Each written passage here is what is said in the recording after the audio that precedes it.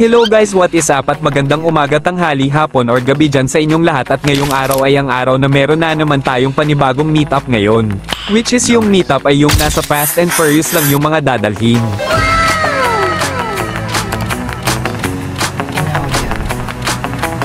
So syempre kasama na naman natin ngayon yung mga subscribers ko pero di lang yan kasi huwag kayong mag-expect na magaganda yung makikita yung mga build nila.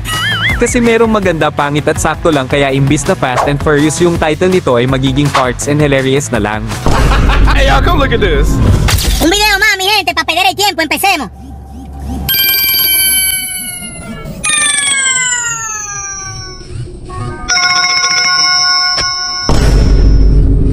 Assalamualaikum. Waalaikumsalam! Ito nga pala yung outfit ko ngayon at huwag kayong magtaka kung bakit ganito yung buhok ko at di ko suot yung paborito kong sombrero kasi gusto ko maging maagnas kagaya ni DK nung nasa Tokyo Drift.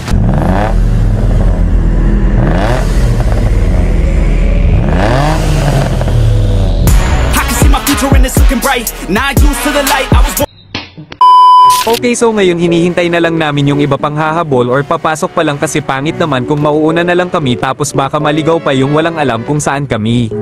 So bali aakyat kami dito sa multi-parking garage sa 4th floor or pinakadulo na nitong building yung pinakita ko sa inyo kanina lang.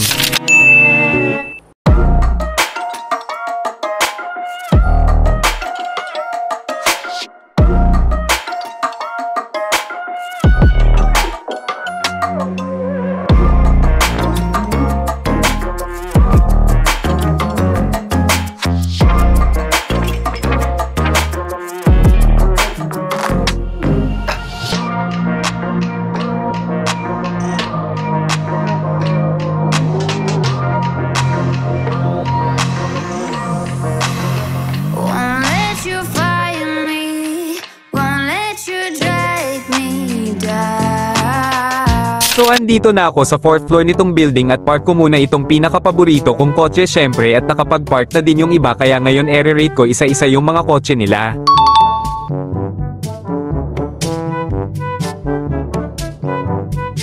Ayan, okay na at doon tayo sa pinakaunang kotse at ang kotse na ito ay yung Dodge na nasa Fast and Furious. Syempre nasa Fast and Furious naman lahat dito. Ang kotse na ito ay kang Dominic Toretto nung nasa The Fast and the Furious kung napanood nyo yun. Pero parang merong nadagdag dito sa kotse na to na wala doon sa ginagamit niyang kotse, napapansin nyo ba? Yung puting racing stripes, diba wala yun sa original? Okay. Tapos dito naman sa bintana niya or windshield niya ay parang kinulang pa ata sa pag-design or tinamad pa ata kung napapansin nyo. Tapos dito naman sa likod niya may Dodge na emblem tapos mukhang mali pa yung pagkakalagay nito. Hindi ko alam kung kay Dominic Toretto pa ba yan or kang Dominic Burrito. Rate ko yan mga 2 out of 10. Okay, sunod naman ay itong pang Paul Walker na Nissan Skyline, syempre halata naman sa kotse at sa design. At dito sa gilid okay naman kaso lang sobrang kintab naman ng body niya, parang makikita mo na din yung kinabukasan mo dito. Tapos ito naman yung hood niya, merong racing stripes na color blue syempre, tapos ito naman yung mga decals na sulat sa gilid niya, okay naman kaso lang nakatuwid lahat, hindi siya medyo nakatagilid. Tapos na sobra pa sa gilid, okay na sana kung medyo na gitna pero parang mahuhulog na yung mga decals sa gilid. Tapos yung gulong naman ay kulay blue-green, okay na sana kung yung original na lang pero may kanya-kanya naman tayong kagustuhan sa sarili nating kotse kaya okay lang din naman ako may-ari nito.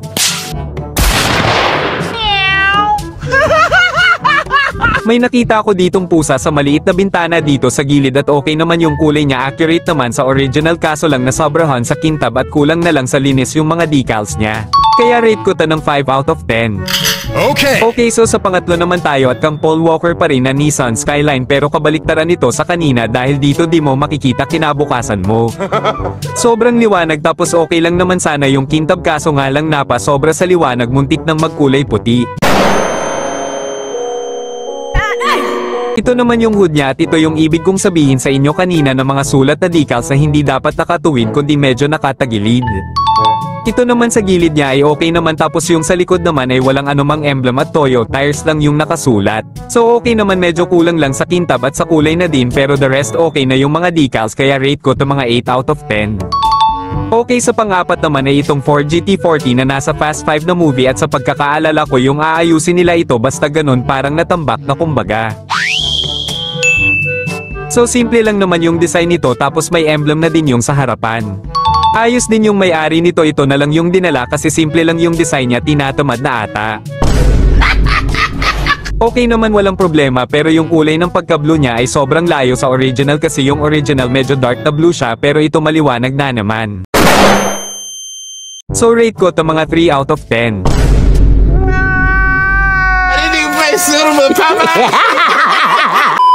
Okay, sa panglima na tayo kundi yung 350Z ni DK sa Fast and Furious Tokyo Drift.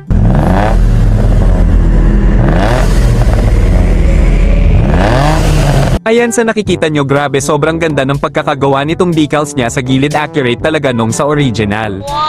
Oh ayan, oh grabe, kuhang-kuha talaga yung kotse, kumbaga parang kinuha lang yung sa original tapos dinikit na lang sa kotse. Oh diba sobrang ganda nito, parang galing pa ata ito sa World Sale. Di joke lang, shoutout sa original na gumawa nito or sa may-ari nito, grabe sobrang ganda talaga, accurate talaga nung sa original. Kahit ako di ko kayang gawin yan. Okay, dito naman tayo sa likod at ang likod niya ay may nakasulat na veil side tapos may plaka na din at dito naman sa kabila ay kuhang-kuha pa din yung design sa original. Grabe talaga sa may-ari at gumawa nito, solid 10 out of 10 ka sa akin. Okay, so pang-anim na kotse ay itong RX-7 veil side ni Hanlo sa Fast and Furious Tokyo Drift. What? Wanna see what the kids got?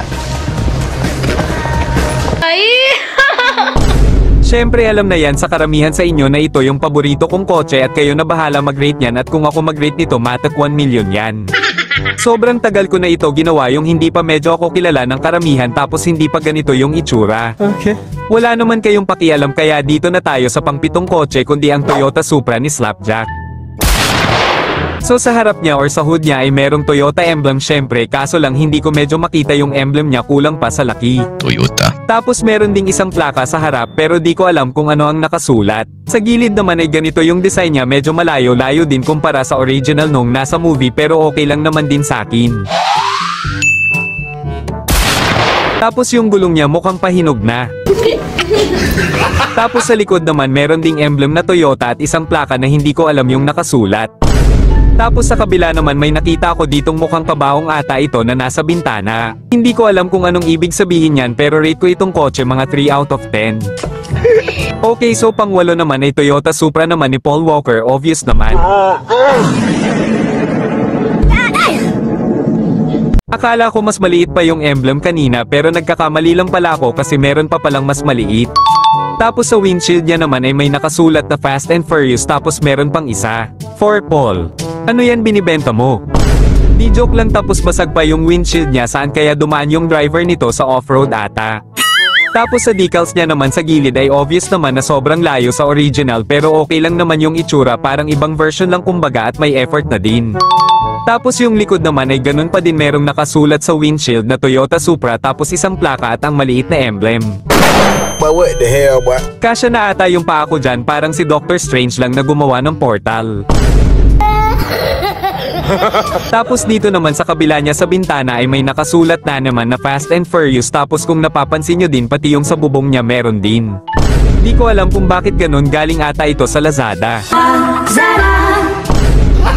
So rate ko to mga 5 out of 10 kasi medyo nakakaawa. Okay, so pang-siyam na tayo na kotse at ang sunod ay kang Paul Walker Nissan Skyline na downloading resources pa lang. Di joke lang, sa nakikita nyo mukhang sobrang sipag mag-design ng may-ari nito, kung napapansin nyo sa sobrang sipag mag-design kinulang na ata sa pera. O diba sobrang sipag mag-design ng may-ari nito, medyo natabingi lang kunti pero paano na lang kaya kung malaki budget niya sa pag-design nito. Hindi na ito magiging Paul Walker kundi Paul Walker na. O diba, so sa likod niya naman merong nakasulat na Toyo Tires pero hindi medyo malinaw at isang letrang R. Okay naman yung kotse, sadyang kulang lang talaga sa budget kaya rate ko to mga 1 out of 10. Okay, so pang 10 kotse ganun pa din, galing Lazada. Nissan Skyline pa rin na kang Paul Runner. So ganito yung mga sulat niya sa hood niya, so napasobra na naman sa sipag nung may-ari nito, ayaw ata malate sa car meet ngayon. At ganito naman yung mags niya at decal sa gilid, mukhang mais. Ayan, so kulang lang medyo sa line niya sa gilid pero okay lang naman kaysa sa walang guhit. Tapos yung likod naman ay may pa-emblem na. At saka Toyo tires na sulat tapos isang plaka. So mukhang may pa-effort kunti yung may-ari nito, nilagyan talaga ng emblem kahit papano kasi yung kanina ay wala. So rate ko ta mga 4 out of 10. Dito akala ko pang last na yun na kotse pero may humabol pang dalawa dito, so yung humabol ay Lexus LFA tapos RX-7 na kulay green. Okay, dito muna tayo sa Lexus na kulay black. So ito yung Lexus na gamit-gamit ni Hanlo sa Fast and Furious 5 kung hindi nyo pa ito familiar or nakita.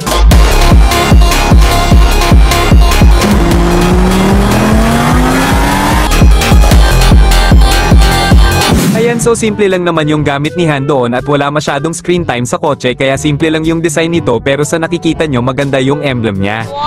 Mukhang ma-effort ata yung may-ari nito kahit walang decals, parang binawi sa emblem kumbaga. Tapos ito naman yung likod niya, may emblem din na Lexus tapos may sulat na LFA. Simple lang tapos makikita nyo naman na effort yung pagkakagawa sa emblem, sadyang malinis lang talaga baon. Nice. Pero di ko trip yung gantong kotse, mga siguro 8.9 out of 10 sa akin. So pang 12 kotse na tayo at ito ay ang RX-7. Who the fuck is this, bro? Mukhang multiverse ata ito ah. Parang ninakaw lang yung decal sa Mitsubishi tapos dinikit na lang dyan.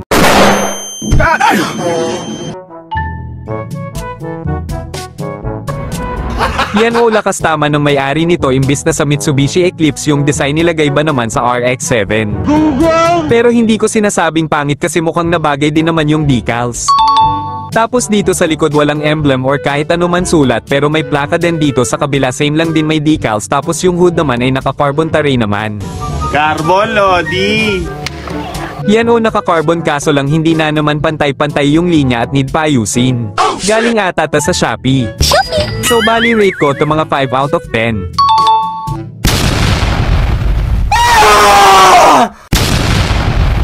What the fuck is this? Hello? What the fuck? Dude, talk about fuel efficiency. What the fuck? O di ba kung merong masipag kanina mag-design, meron pa palang pinakamasipag mag-design sa buong mundo. O kita nyo yan, sa sobrang sipag mali na yung napiling kotse. Salot sa may-ari nito, napakasipag mo naman, ikaw yung pinaka-unique na kotse na nandito, kaya rate ko to mga 1,000 out of 10.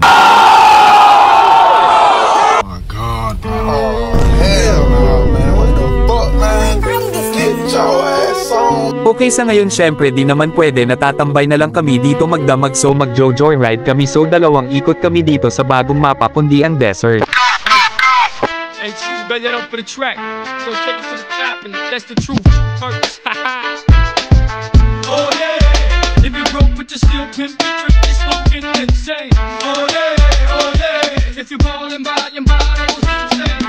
Oh yeah, my man, if you blink when you say, your ex stand and stay. Oh yeah, if you willing to fight, you're fucking the night to say.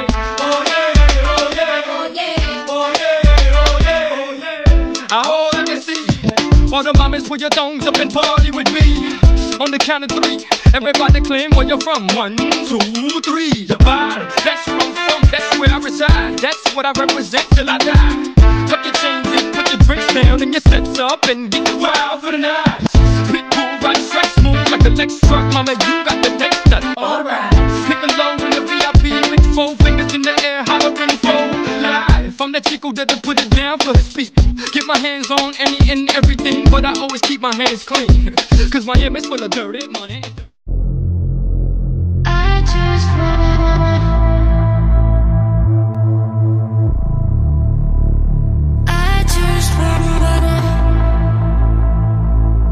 I'm running on diesel, baby, I'm active. Shawty wanna know what's happening. Baby, no cap, I'm captain. Honey, no rings on me, ain't bagging. Diesel, feeling I'm massive. I feeling like Shaq, I'm Shaqin'. That little bitch, she savage. Hit it on top all night, I'm damaged. Bomb, bomb, bomb, bomb, bomb, bomb, bomb, bomb, bomb, bomb. Feeling I'm massive. Feeling like bomb, bomb, bomb, bomb, bomb. I just wait a while, wait a while, wait a while. I just wait a while, wait a while.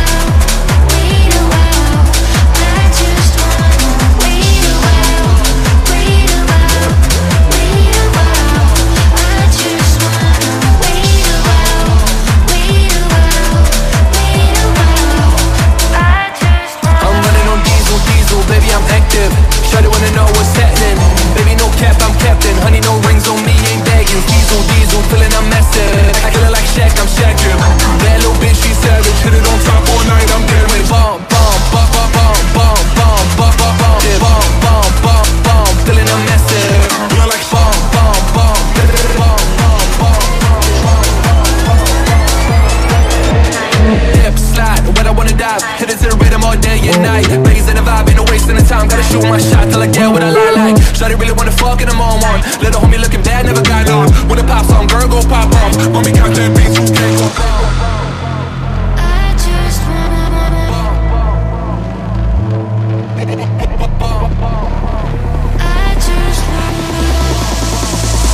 I just wanna I just wait a while, wait a while, wait a while.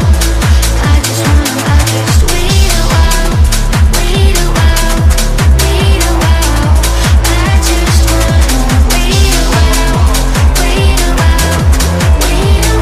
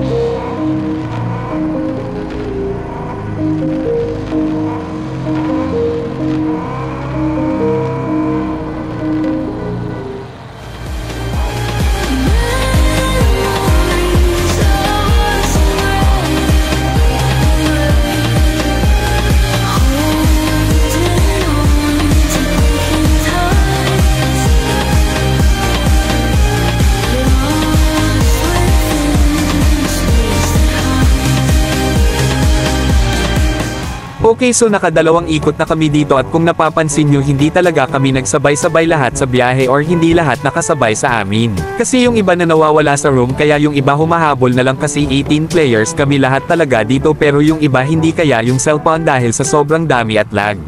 Kaya hindi ko na-rate lahat ng kotse kanina kasi yung iba nawawala na lang bigla. Ayan, so kung gusto nyo sumali sa mga pa-event ko or mga pa-car meet ko, click nyo lang yung link dyan sa description kasi yan yung community ko. Huwag na kayo mag-comment ng pasali kasi walang mangyayari kung wala ka naman ginagawa kaya click nyo yung link sa description para makapasok ka sa community ko. So yun lang sa lahat mga kahamog at mag-iingat kayong lahat palagi at hanggang sa muling pagkikita, paalam. Drop in the money pop shop for a living and paper gon' smell blood tread every minute roadway when the people don't feel when I hit it every time I see a peer I hit it to the cannon and nobody give a fuck about the rules eat it get a plums of a two I'm a cool but making the snow boo when I'm spending they scared I didn't fuck again so really anyone nothing but my name man I don't give a fuck about a motherfucking hoe I'm a Buddha we the sticking hate your motherfucking dough. Boys and girls you doing alright we wanna freak out have a good time ladies come on raise your hands show me where are all my fans